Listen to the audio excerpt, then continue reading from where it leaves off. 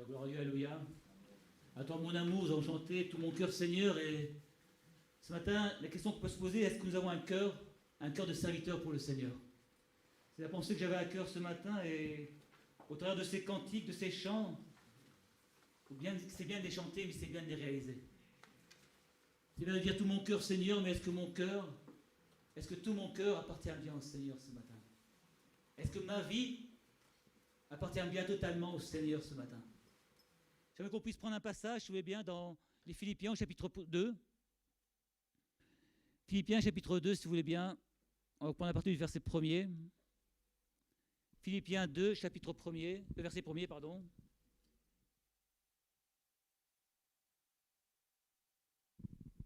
Je vais chercher.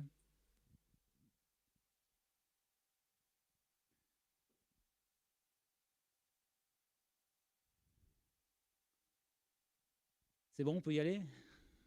Si donc il y a quelque consolation en Christ, s'il y a quelque soulagement dans l'amour, s'il y a quelque communion d'esprit, s'il y a quelque compassion et quelque miséricorde, rendez ma joie parfaite, ayant un même sentiment, un même amour, une même âme, une même pensée. Ne faites rien par esprit de parti ou par vaine gloire, mais que l'humilité vous fasse regarder les autres comme étant au-dessus de vous-même. Que chacun de vous, au lieu de considérer ses propres intérêts, considère aussi ceux des autres. Ayant en vous, et j'aime bien ce passage, ayant en vous les sentiments qui étaient en Jésus-Christ. Existant en forme de Dieu, il n'a pas regardé comme une égalité avec Dieu, comme une proie arrachée, mais il s'est dépouillé lui-même, en prenant une forme de serviteur, en devenant semblable aux hommes. Il a paru comme un vrai homme, il s'est humilié lui-même, se rendant obéissant jusqu'à la mort, et même jusqu'à la mort de la croix. Passage merveilleux, ayez en vous les sentiments qui sont en Jésus-Christ. La parole dira dans Luc chapitre 4, verset 8, il écrit « Tu adoreras le Seigneur ton Dieu, et tu le serviras lui seul ». Ce matin, Dieu nous appelle à le servir. Dieu nous appelle à avoir des cœurs de serviteurs. Pourquoi vouloir servir Dieu? C'est parfois une question difficile. Pourquoi est-ce que je veux servir Dieu? Bonne question, parce que chaque chrétien peut avoir des motivations différentes. Toutefois, la parole est claire, servir Dieu est une obligation. Tu serviras le Seigneur ton Dieu. Ce n'est pas un choix. En tant que chrétien, en tant qu'enfant de Dieu, nous sommes là pour le servir, de différentes manières, bien sûr, mais pour le servir le Seigneur. Pourquoi le servir? Parce que nous le connaissons. Et parce que nous le connaissons, nous avons envie de lui plaire. Je ne sais pas si c'est votre cas, mais on aime Dieu. Et quand on aime quelqu'un, la première des choses, c'est d'essayer de tout faire pour lui plaire, pour qu'il soit fier de nous et heureux de nous. Donc c'est peut-être la meilleure des raisons pourquoi on veut servir Dieu, c'est parce que ce matin, on a envie de lui plaire. Est-ce que ce matin, vous avez envie de plaire au Seigneur? Amen. Je vais choisir, hein. Vous êtes libre. Servir n'est pas un problème de capacité. Ne sera jamais un problème de capacité. Servir est avant tout un problème de disposition de cœur. Et on l'a chanté, à toi mon amour, à toi tout mon cœur Seigneur, vous l'avez chanté, hein, j'ai entendu. J'ai fait exprès de ne pas chanter pour écouter. Et il y a plein de voix qui chantaient tout mon cœur Seigneur. Alléluia. C'est vrai que tout notre cœur doit être au Seigneur et servir Dieu, c'est une disposition de cœur. Alléluia. Parce qu'on a envie d'être consacré pleinement et totalement au Seigneur. Être serviteur de Dieu, c'est un état d'esprit.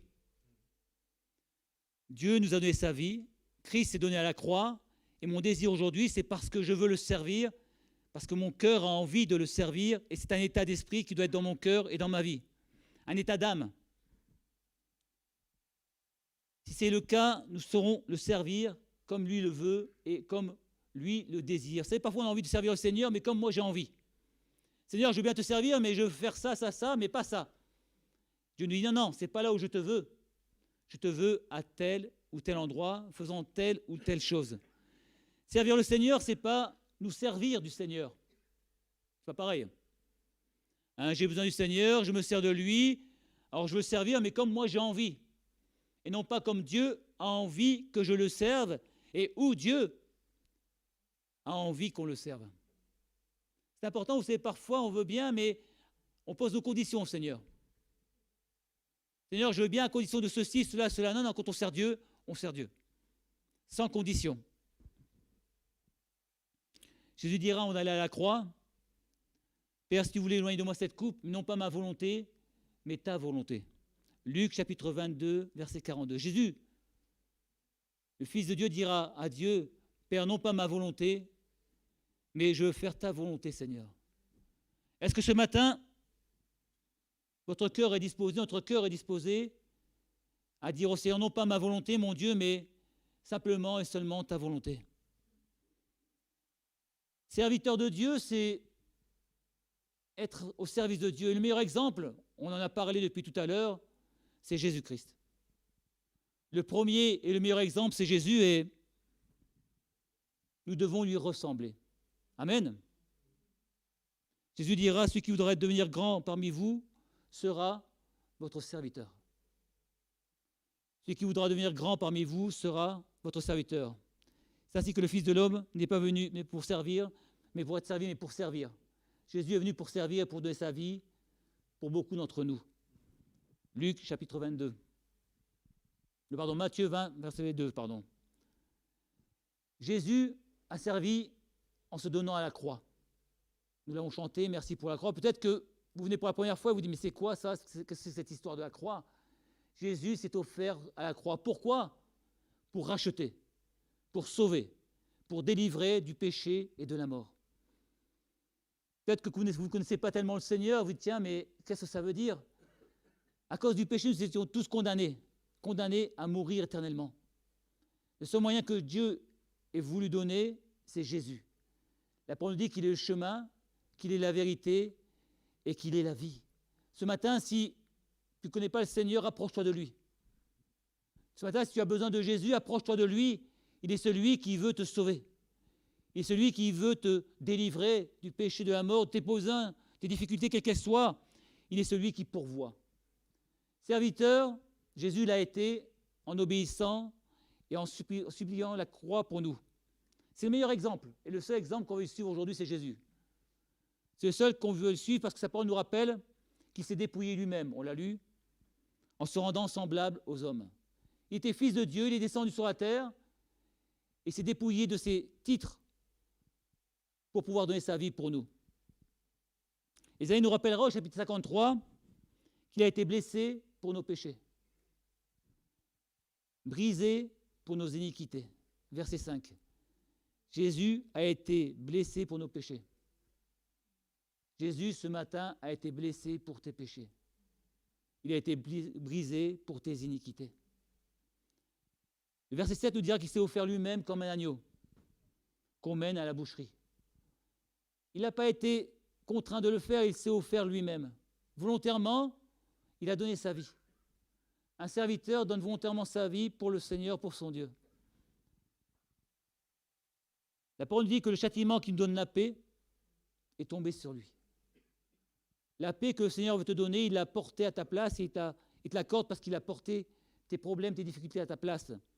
Et c'est par ces meurtrissures que nous sommes guéris. Amen.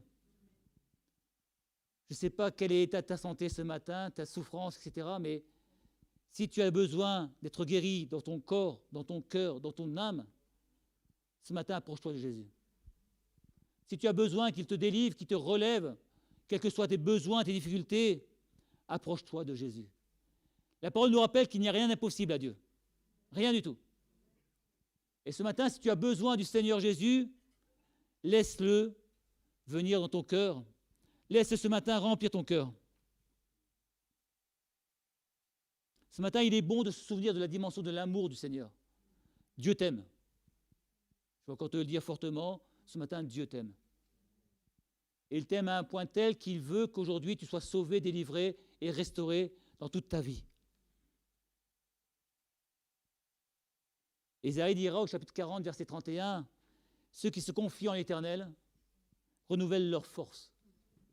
Ils prennent le vol comme les aigles. Ils courent et ne se lassent point. Ils marchent et ne se fatiguent point. » Alléluia. Je répète, ceux qui se confient en l'Éternel. La priorité et la première des choses à faire, c'est de se confier en Dieu. Ceux qui se confient en l'Éternel renouvelle leurs forces. Peut-être que ce matin, tu es fatigué. Peut-être que ce matin, tu es découragé, que tu es lassé. Ce matin, confie-toi en Dieu. Il est celui qui va te renouveler dans tes forces, tant physiques que dans tes forces spirituelles. Jésus s'est fait serviteur, et je veux insister là-dessus. Et le plus grand exemple qui nous est donné après la croix, c'est lorsqu'il a décidé de laver les pieds de ses disciples. Hein, c'est écrit dans la parole de Dieu. Après qu'il leur eut lavé les pieds et qu'il eut pris ses vêtements, il se remit à table et il leur dit « Comprenez-vous ce que j'ai fait? Vous m'appelez Maître et Seigneur et vous le dites bien, car je le suis. Si donc je vous ai lavé les pieds, moi le Seigneur et le Maître, vous devez aussi vous laver les pieds les uns les autres. En vérité, je vous le dis, le serviteur n'est pas plus grand que son Maître, ni l'apôtre plus grand que celui qui l'a envoyé, mais si vous savez ces choses, vous êtes heureux pourvu que vous les pratiquiez. » Alors ce matin, on ne va pas se laver les pieds les uns les autres. Il vaut mieux. Ce matin, ce qui importe, c'est l'esprit. L'esprit dans lequel le Seigneur nous apporte cette pensée. Nous devons être serviteurs les uns des autres. Alors parfois, c'est facile de servir le Seigneur, mais il faut aussi nous servir les uns les autres. Être au service des uns et des autres. Ésaïe dira au chapitre 42, « Voici mon serviteur, que je soutiendrai, mon élu, en qui mon âme prend plaisir. » Si nous sommes serviteurs du Seigneur, nous ferons et nous rendrons plaisir, ferons plaisir à Dieu parce que notre âme prendra plaisir à servir le Seigneur. Voici mon serviteur, en qui mon âme prend plaisir. Alléluia. Et Jean dira au chapitre 1, Jean chapitre 2, celui qui demeure en lui doit marcher aussi comme il a marché lui-même. Si nous demeurons en Christ, nous devons lui ressembler. Et si nous voulons lui ressembler, nous devons être serviteurs du Seigneur. Amen. C'est pour vous montrer l'importance d'être serviteur et en même temps rappeler quand même l'œuvre de la croix. Hein, moi, je crois que c'est important de rappeler que Jésus a tout supporté et tout porté à cause de nos péchés, qu'il nous a rachetés, qu'on a auprès de lui un accès auprès de Dieu, un accès pour notre vie éternelle. Être serviteur, c'est avant tout, à mon avis, un problème de cœur. Il faut avoir un cœur pour Dieu pour être serviteur du Seigneur. C'est David qui dira « Ô Dieu, crée en moi un cœur pur, renouvelle en moi un esprit bien disposé. » C'est le psaume 51, verset 10. « Ô Dieu, crée en moi un cœur pur. » Je ne sais pas quel est l'état de ton cœur ce matin. Je ne sais pas si tu as besoin que Dieu vienne visiter ton cœur. Je ne sais pas si cette parole de David te parle. « Ô Dieu, crée en moi un cœur pur. » Alléluia. Un cœur pur, c'est un cœur qui plaît à Dieu. Un cœur pur, c'est un cœur qui est totalement dévoué et totalement consacré au Seigneur. Tout au long de notre marche chrétienne, Dieu nous demande des sacrifices. On ne fait pas toujours ce qu'on veut en tant que chrétien. On fait ce que le Seigneur nous demande de faire, ce qui est complètement différent. Et si nous ne faisons pas ce que Dieu nous demande, notre vie de chrétien sera toujours chancelante. Un jour ça ira, un jour ça n'ira pas. Par contre, si nous écoutons le Seigneur, le suivons, nous serons dans son plan, dans sa pensée. On a beau dire au Dieu, crée en moi un cœur pur, mais est-ce qu'on veut vraiment que notre cœur soit pur pour le Seigneur? Est-ce que ce matin, tu es prête à lui dire, Seigneur, j'irai là où tu veux. Je ferai ce que tu veux, comme tu le veux, parce que c'est toi qui importe. C'est toi qui importe dans ma vie, et c'est à toi que je veux donner la première place dans ma vie. Dans Samuel, il est écrit que Dieu s'est choisi un homme selon son cœur, en parlant de David. Dieu s'est choisi un homme selon son cœur. Est-ce que tu es un homme et une femme selon le cœur de Dieu?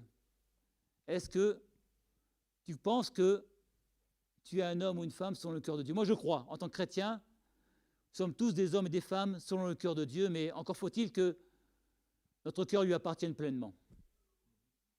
Dieu est prêt, je crois, mais nous sommes-nous prêts? Sommes-nous prêts pleinement à avoir un cœur totalement pour lui? Vous allez me dire oui. C'est normal, on est dimanche matin, on a passé une demi-heure dans la louange, dans la joie, on était bien. Donc généralement, on est bien, on a un cœur pour Dieu. On a envie de le servir, non?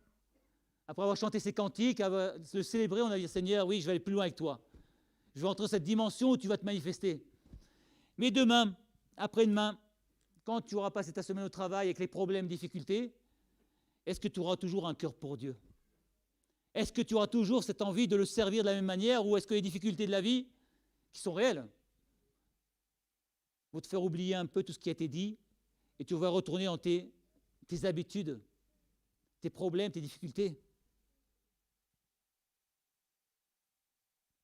Sommes-nous des hommes et des femmes ce matin selon le cœur de Dieu? Est-ce que dans notre vie, nous avons envie de servir chaque jour comme lui le veut et comme il le désire? Comme David.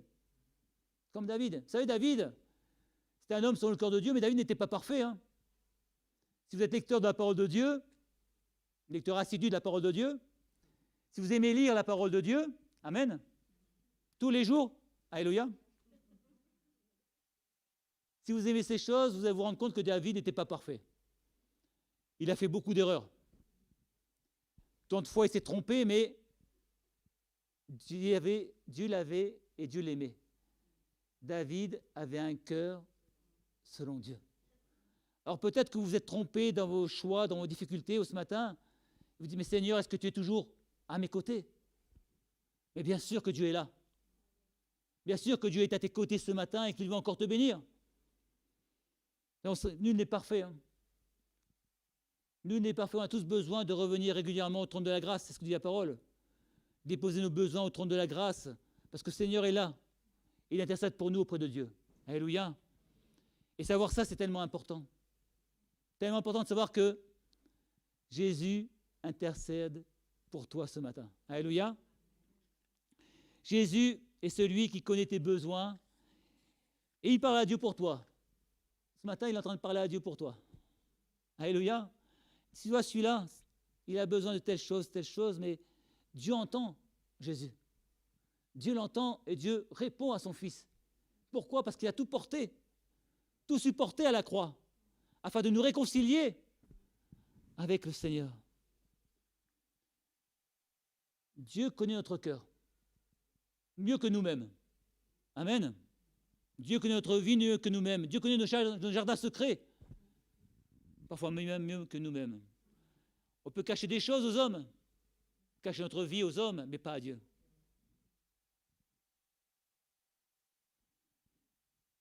Dieu dira à Samuel, ne prends pas garde, en parlant de David, ne prends pas garde à son apparence et à la hauteur de sa taille. En parlant des fils enfants de David, car l'Éternel ne considère pas ce que l'homme regarde. L'Éternel ne considère jamais ce que l'homme regarde. L'homme regarde ce qui frappe les yeux, mais Dieu regarde au cœur. Dieu regarde au cœur ce matin, Dieu regarde à ton cœur. 1 Samuel, chapitre 16, verset 7. Ce matin, tu ne peux pas cacher ton cœur à Dieu. Impossible. Impossible de cacher ce que tu vis à Dieu. Il le regarde, il le connaît, mais son amour, ses compassions sont immenses. Ses bontés sont immenses et il est celui qui veut te bénir parce qu'il connaît ce qu'il y a dans ton cœur. Il connaît ce par quoi tu passes et les difficultés par lesquelles tu passes. Il y a un chantique qui dit « Te donnons nos cœurs, Seigneur. Te donnons nos vies. » Moi, j'aime bien. J'aime bien ce cantique parce qu'il est merveilleux, mais surtout que ce soit une réalité pour nous aujourd'hui. Ce matin, que ce soit une réalité pour nos cœurs. Te donnons nos cœurs, te donnons nos vies. Vous savez, dans la Bible, il y a une parabole qui m'a toujours, pas gêné, mais tellement importante, c'est la parabole des brebis et des boucs. Vous la connaissez? Le roi dira à ceux qui sont à sa droite, venez, vous qui êtes bénis de mon Père, prenez possession du royaume qui a été préparé pour vous dès la fondation du monde. Car j'ai eu faim, vous m'avez donné à manger. J'ai eu soif, vous m'avez donné à boire. J'étais étranger et vous m'avez accueilli. J'étais nu et vous m'avez vêtu. J'étais malade et vous êtes venus me rendre visite. J'étais en prison et vous êtes venus vers moi. Parfois on dit, mais Seigneur, comment je peux te servir? Seigneur, je ne sais pas comment te servir. Je ne sais pas toujours ce qu'il faut faire, Seigneur. Relisez Matthieu, chapitre 25, versets 34 à 36. Ils vont tous visiter, tous aider, tous soutenir ceux et celles qui nous entourent. C'est ça le chrétien. C'est ça un véritable chrétien, c'est celui qui va aider vers son prochain. Le serviteur, c'est celui qui va aller vers celui qui a besoin. Et les besoins, il va y répondre. Jésus dira en vérité, toutes les fois que vous avez fait ces choses à un de ces plus petits, c'est à moi que vous les avez faites. Chaque fois que nous servons le Seigneur au travers des soutiens, des aides à d'autres personnes, c'est comme si nous aidions le Seigneur. Je pense que chacun d'entre nous, si on voyait Jésus qui avait un besoin, ce qui paraît possible, mais pourquoi pas, on répondrait, on viendrait l'aider, inévitablement. D'accord? Considérons que chaque besoin de chacun, c'est comme si nous le faisions pour le Seigneur, et voyez, nos vies changeront. Notre manière de voir le service changera. Vous êtes semblables aux brebis. Amen. Les brebis ont été bénies. Alléluia. Et si on veut être béni, il nous faut forcément être dans le service de Dieu. Pour servir Dieu, il y a une condition quand même qui est importante. C'est une vie de piété. Si nous n'avons pas une vie de piété, une vie régulière avec le Seigneur Jésus, nous ne pourrons pas le servir tel que lui le veut parce qu'on ne va pas le connaître. Je ne connais pas votre vie de piété et peut-être que j'ai du mal à connaître la mienne, mais êtes-vous des hommes et des femmes qui régulièrement vous placez devant le Seigneur? Quelle est votre vie intime avec le Seigneur? Est-ce que vous êtes des lecteurs réguliers de la parole de Dieu? Est-ce que la parole de Dieu a un impact sur votre vie, sur notre vie? Sommes-nous des hommes et des femmes de prière?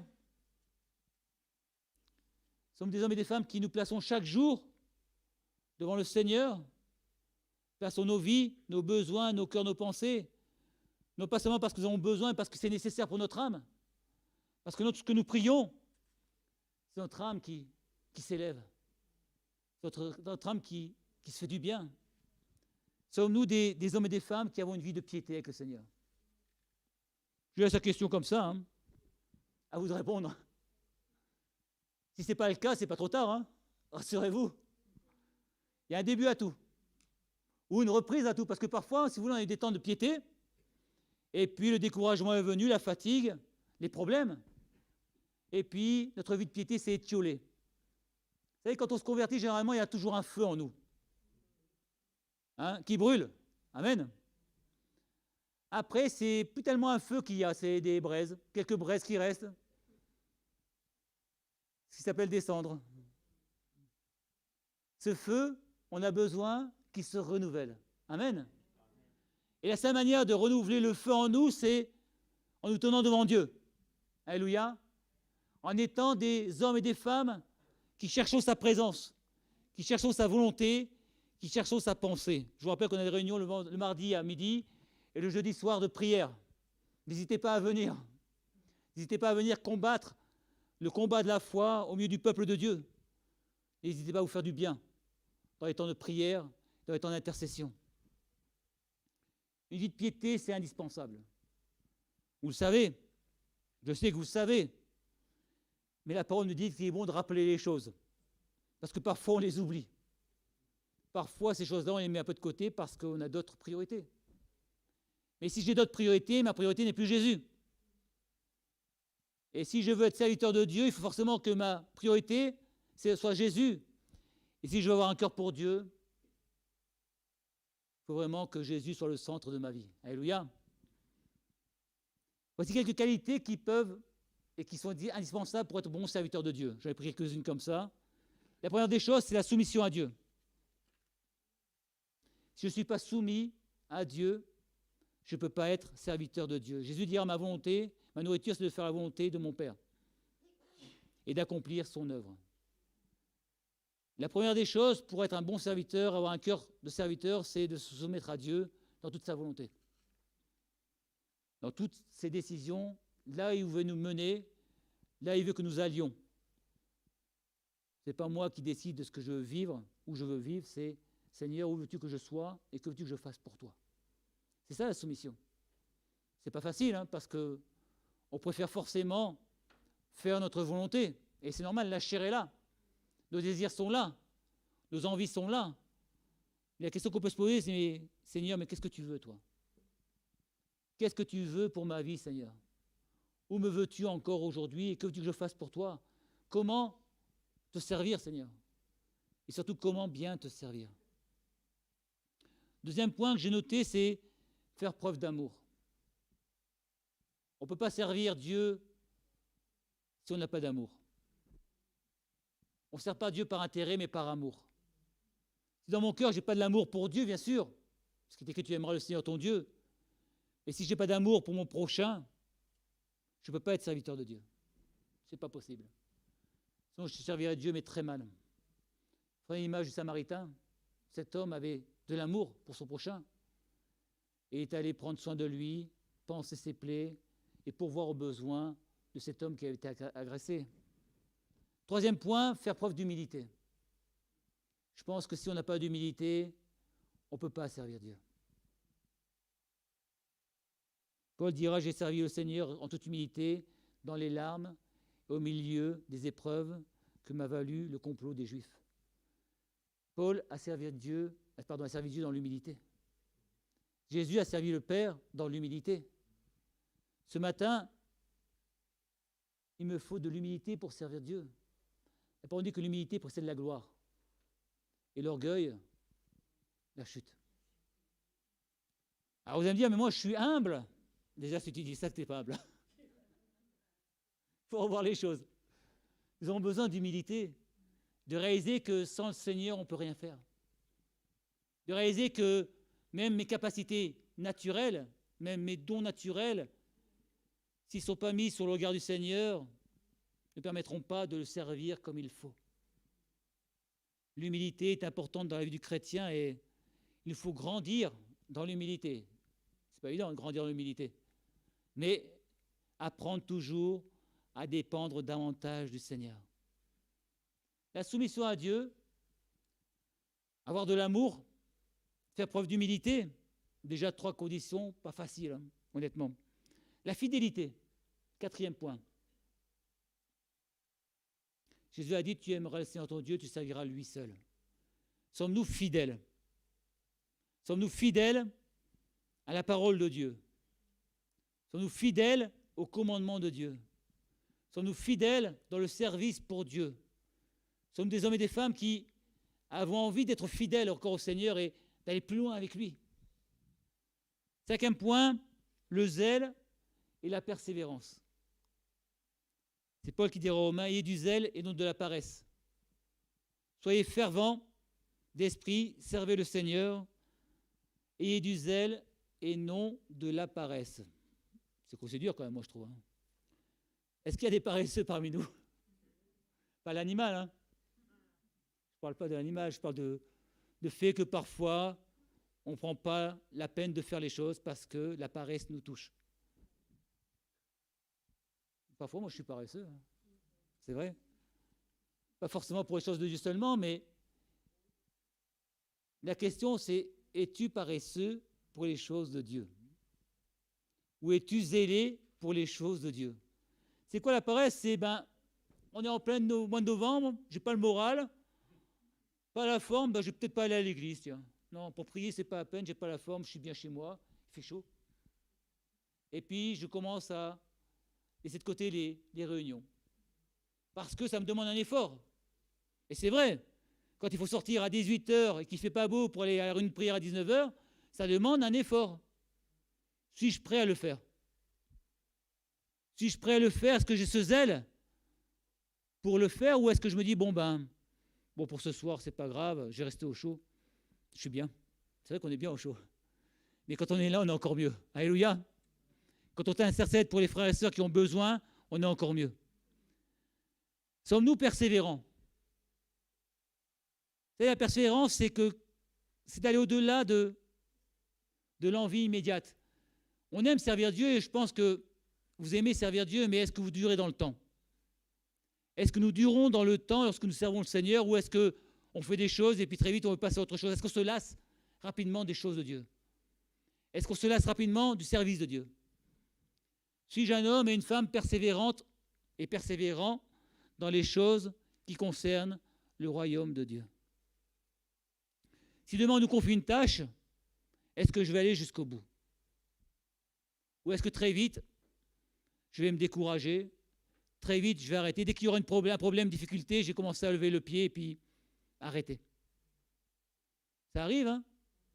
C'est normal, charnellement, c'est normal. D'accord? Quand c'est dur, On n'a plus envie d'aller plus loin. Mais si nous persévérons, Dieu nous donnera la force et la capacité d'aller au-delà de nos difficultés, de nos problèmes, et au contraire, ça va nous fortifier notre foi. La persévérance fortifiera toujours notre foi parce que nous allons aller au-delà de ce que notre chair, notre corps désire, par amour pour Dieu et par amour pour celles et ceux qui nous entourent. Et dans les Hébreux, il est écrit, car vous avez besoin de persévérance, afin qu'après avoir accompli la volonté de Dieu, vous obteniez ce qui vous a été promis. Nous avons besoin, en tant que chrétiens, de la persévérance. Nous avons besoin de persévérer dans les choses qui concernent Dieu, même si c'est compliqué, même si c'est difficile, même si nous passons par des temps extrêmes dans notre vie. Il est évident et il est clair que nous sommes parfois découragés. Il est évident et clair que parfois on n'a plus envie. Il ne faut pas se voiler la face, on n'a plus envie parce que ça ne va pas, parce qu'on est lassé. C'est dans ces temps-là où on voit celles et ceux qui persévèrent. Vous savez, c'est facile d'avoir la foi quand tout va bien. Quand tout va bien, j'ai la foi, alléluia. Quand on est dans l'épreuve, quand on est dans la difficulté, quand on est au fond du trou, c'est là où on voit vraiment si notre foi est solide, si notre foi est basée vraiment sur le Seigneur. Et notre persévérance nous permettra de remonter, d'être restaurés et d'être bénis par le Seigneur. Ayez du zèle, dit la parole, et non de la paresse. Réjouissez-vous toujours en espérance. L'espérance, elle est dans le Seigneur, et ce matin, on veut se réjouir en lui. Et je pense qu'il y avait d'autres choses, mais j'ai terminé par la joie. C'est bien d'être joyeux. C'est écrit, soyez toujours joyeux. Je pense que si on sert Dieu dans la joie, on servira encore mieux. Amen. Si je sers Dieu parce que j'aime et j'ai envie de le servir, ce sera encore mieux, non? Soyons joyeux de servir Dieu. Même si ce n'est pas toujours simple, soyons joyeux de servir. Alors j'ai pris la soumission, l'amour, l'humilité, la fidélité, le zèle, la persévérance et enfin la joie.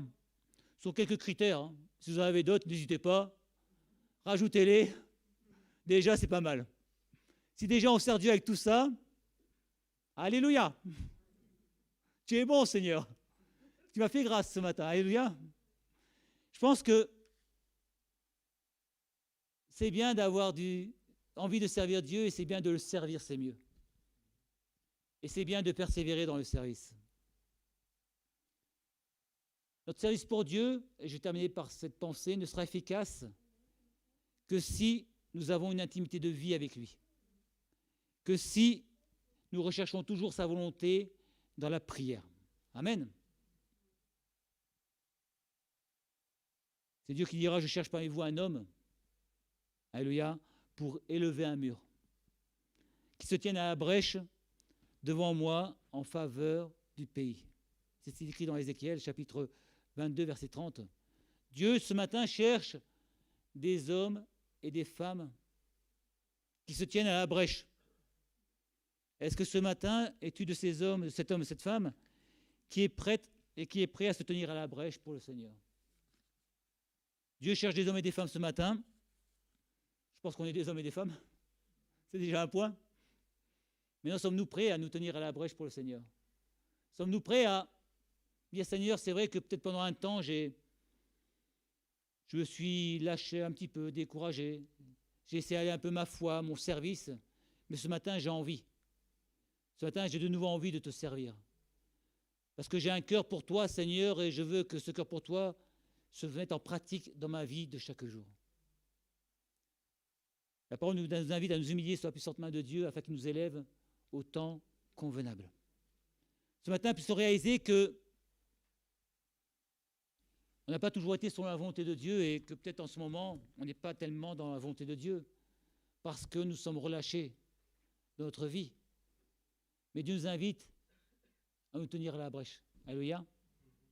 Il nous invite à nous tenir à la brèche. Peut-être qu'on a fait des erreurs et on se dit, mais Seigneur, tu vois ces erreurs, je n'arrive pas à bien te servir. Mais si on a un cœur pour Dieu, même si on a fait des erreurs, c'est pas grave. Vous savez, Les apôtres ont fait des erreurs. Hein. Quand on voit Pierre, il en a fait des erreurs. Hein. Nombre de fois, il s'est trompé. Il a même renié le Seigneur. Pourtant, il a été le disciple du Seigneur aussi. Il a servi Dieu avec force. Alors, nos erreurs doivent nous servir. Elles ne doivent pas nous arrêter. Alors, peut-être que ce matin, tu as fait des erreurs dans ta vie, mais sers-toi de ces erreurs, qu'elles ne soient pas un moyen pour toi d'arrêter de servir Dieu, au contraire. En utilisant nos erreurs, on va progresser, à condition de ne pas retomber toujours dans les mêmes erreurs. Vous savez, il y a des gens qui font toujours les mêmes erreurs. Ils n'ont rien compris. Ils font une erreur et puis ils recommencent la même erreur. Nos erreurs doivent nous servir à progresser et à mieux connaître le Seigneur et à mieux le servir. Dernier point, c'est on a des talents. Chacun. Tu as des talents. Amen. Moi aussi, vous savez. On a tous des talents. Et Dieu ne veut pas annihiler nos talents. Moi, je ne crois pas. Nos capacités, Dieu ne veut pas les faire disparaître parce qu'on va le servir. Nos talents, il faut les mettre au service de Dieu. Nos capacités naturelles, parce que Dieu nous a donné des capacités, devons les mettre au service de Dieu. C'est pour ça que j'ai parlé de l'humilité avant, parce que les mettre au service de Dieu, c'est d'abord être humble, pour ne pas faire ce que l'on veut, mais ce que Dieu veut. Tu as des talents. Dieu t'a donné des capacités, mais ces talents ne les jette pas dans la terre, mais pas dans la terre, ne les enfouis pas. Mets-les au service du Seigneur pour l'intérêt de l'œuvre de Dieu, pour l'intérêt des hommes et des femmes. Ces talents que tu as sont importants pour l'Église. C'est important pour l'œuvre de Dieu. Vous savez, l'Église, c'est des pierres. On a parlé de la pierre angulaire et des pierres vivantes. Les pierres sont vivantes. Et une pierre vivante, ça vit. On est d'accord? J'ai rien inventé, croyez-moi. Une pierre vivante, ça vit, c'est certain. Si je mets mes talents dans la terre, ils ne vont pas vivre. Il faut bien que ces talents soient utilisés et mis au service de l'intérêt du Seigneur Jésus. Et l'intérêt de Dieu, c'est quand même son Église. Amen. Que tes talents, tu puisses les mettre au service de l'Église. Non pas comme tu le veux toi, mais comme Dieu le veut. Et je pense que Dieu va les faire fructifier, va les faire multiplier. David dira, et je termine par là, « Ô Dieu, crée en moi un cœur pur ». Ce matin, la question qu'on peut se poser, c'est est-ce que j'ai un cœur pour Dieu? Est-ce que mon cœur est pleinement disposé pour servir Dieu? Je vous laisse répondre. Hein, c'est sympa, je vous laisse répondre. Un dernier passage, et puis j'arrête là, promis. Promis. Philippiens, chapitre 2, versets 12 à 16, si vous voulez bien. Philippiens 2, versets 12 à 16. Ainsi, mes bien-aimés, comme vous avez toujours obéi, mettez en œuvre votre salut avec crainte et tremblement. Non seulement comme en ma présence, mais bien plus maintenant que je suis absent. Car c'est Dieu qui produit en vous le vouloir et le faire, c'est ça, bien. Selon son bon plaisir. Faites toutes choses sans murmure. Amen. Je répète, faites toutes choses sans murmure. Ni hésitation, afin que vous soyez irréprochables et purs, comme des enfants de Dieu, irréprochables, au milieu d'une génération perverse et corrompue, parmi laquelle vous brillez. Amen. On brille dans ce monde, alléluia. Nous sommes des lumières du monde. Nous sommes des flambeaux dans cette région, dans cette ville de Thonon-les-Bains. Alléluia. Faisons toutes choses sans murmure, sans hésitation, mais laissons Dieu travailler nos cœurs. Laissons Dieu travailler nos vies. Laissons-le changer nos vies. Amen. Est-ce que ce matin tu es prête et tu es prêt à ce que Dieu change ta vie? Est-ce que ce matin tu es prêt et prête à ce que Dieu change tes priorités? Est-ce que tu es prête et prêt à ce que Dieu te dise non, c'est plus ce que je veux de toi, mais voilà comment je veux que tu me serves aujourd'hui? Est-ce que tu es prêt et prête à ouvrir tes oreilles, à ouvrir tes yeux pour savoir ce que Dieu veut pour toi aujourd'hui? Je vous laisse sur cette question à prier si vous voulez bien et demander à Dieu qui nous aide. Éternel notre Dieu, notre seul désir c'est bien de te servir parce que tu en es le seul digne et donne-nous vraiment un cœur de serviteur. Crée en nous, Seigneur, ce cœur pur. Crée en nous, Seigneur, cet esprit d'âme bien disposé à te servir. Ce matin, Seigneur, nous avons besoin de toi. Parce que notre seul désir, c'est de soumettre à ta volonté et d'être là où tu le veux et de faire ce que toi tu veux. Père, ce matin, viens nous renouveler notre vie spirituelle. et renouveler nos frères et sœurs dans leurs besoins, que ce soit pour leur cœur, pour leur vie, pour leur être entier. Merci de poser ta bonne main et d'apporter, Seigneur, ta paix dans les cœurs. Nous avons besoin que tu ouvres nos yeux, Seigneur, que tu ouvres notre intelligence aux choses d'en haut, que tu nous montres, Seigneur, ce que toi tu veux, comment toi tu le veux et quand toi tu le veux, mais aussi où tu le veux, Seigneur. Ce matin, nous voulons être des serviteurs, Seigneur, selon ton cœur, et nous avons besoin que tu nous aides. Alors pardonne-nous toutes les fois où nous avons failli, Seigneur, toutes les fois où nous n'avons pas été selon ta volonté, toutes les fois où nous avons manqué la cible, nous n'avons pas écouté ta volonté, nous n'avons pas été là où tu voulais toi. Aide-nous vraiment à progresser, à mieux te connaître, à nous approcher de toi encore ce matin dans le nom de Jésus. Amen.